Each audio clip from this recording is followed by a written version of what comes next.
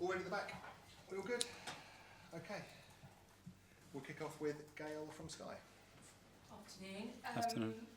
Should we start with the team news? Hmm? I guess in Carabao you said there might be an update yesterday, and then where we were at with Carabao, we bumped some bruises that you talked about on the weekend. We can go through bit by bit. Start with those. Yeah, those two not available yet, and the other doubts that we have are Willie and Leo.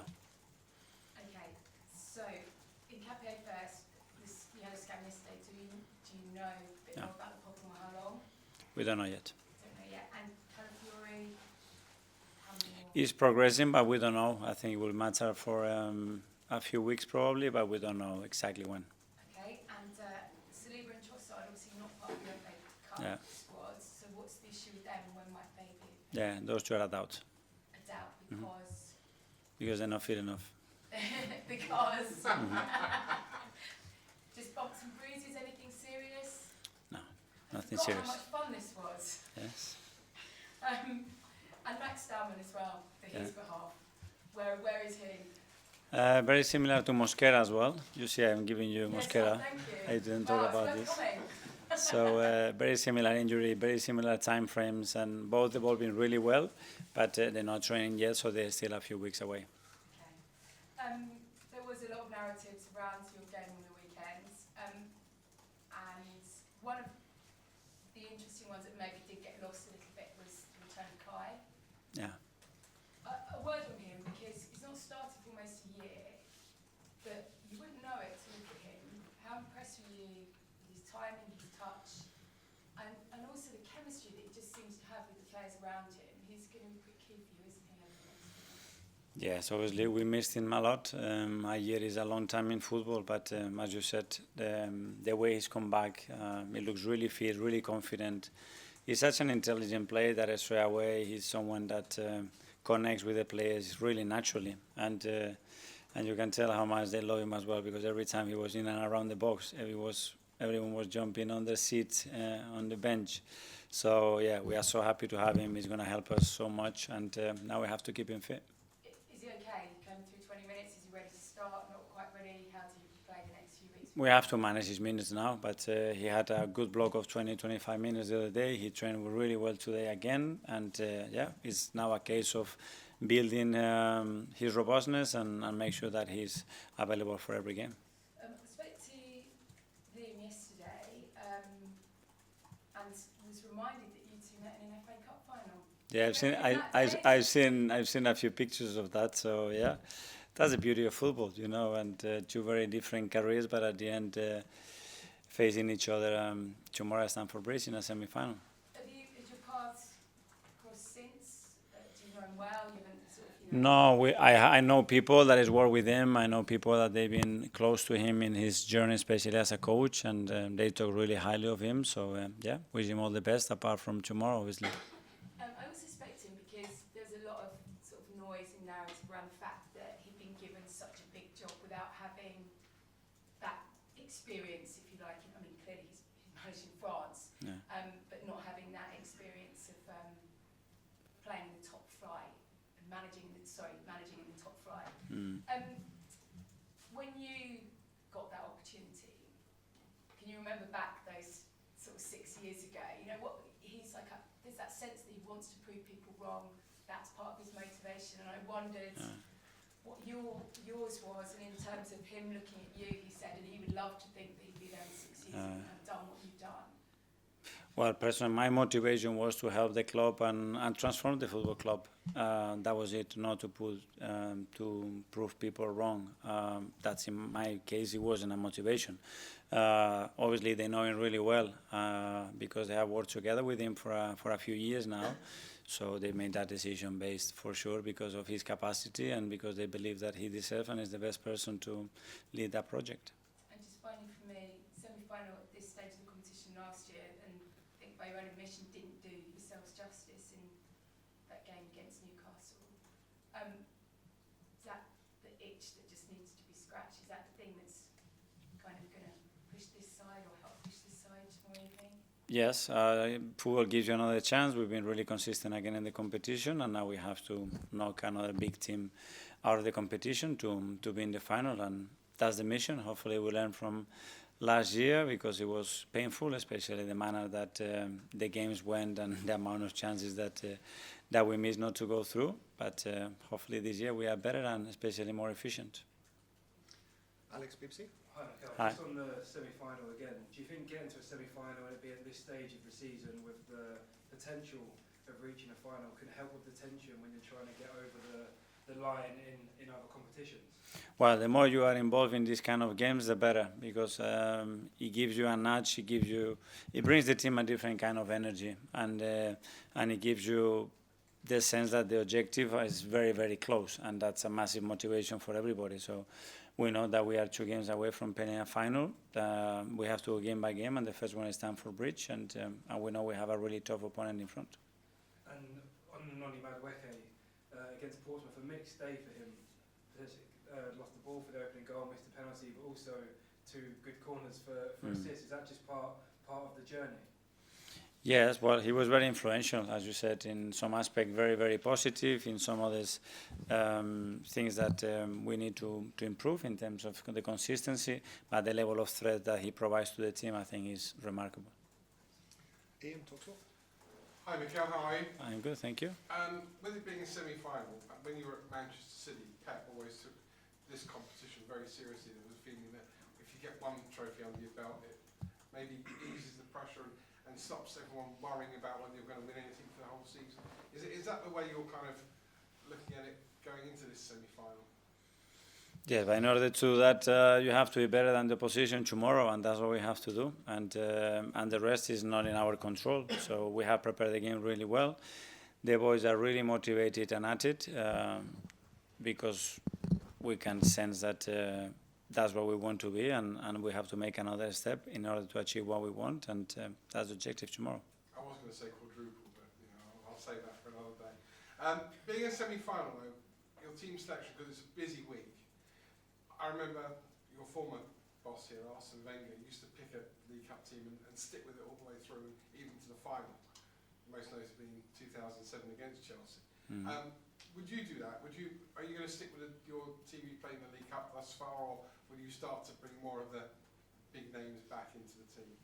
Well, I think in my case, we cannot do that, because obviously players have to be available to be able to pick them there. And I don't believe in players for competitions. I believe that we have competition and we want to compete in all competition with the best moment of the players that we have at our resource, and that's what we try to do. I also spoke to Liam Rossini yesterday, and I mentioned your set pieces. And I said Arsenal are very good at set pieces. Some people call them set piece FC. And he said, no, Arsenal are very good at everything. That's what we try to do. And in some things we will be very good, in some one's good, and in someone excellent, but certainly that's the objective. The better we are in every phase, the bigger the chances to win. Last one, a departure from the club. Yeah. Not at the moment, but at the end of the season, in someone you've played with and had alongside you, Per Mertesacker. Just pay tribute to him if you would. Well, it's been 15 years at the club. We were teammates, we were friends, we were captains together, and then we shared this incredible project together in a different role, him as an academy director and me as a manager.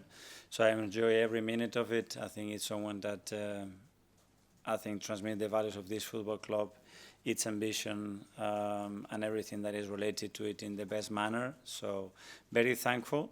We had a great time together, and for sure as well, he's made that decision, and I wish him the best of luck for the next one, next chapter, because I'm sure it's going to be a success. Cheers, Mikel. Thank you. Matt from the Standard.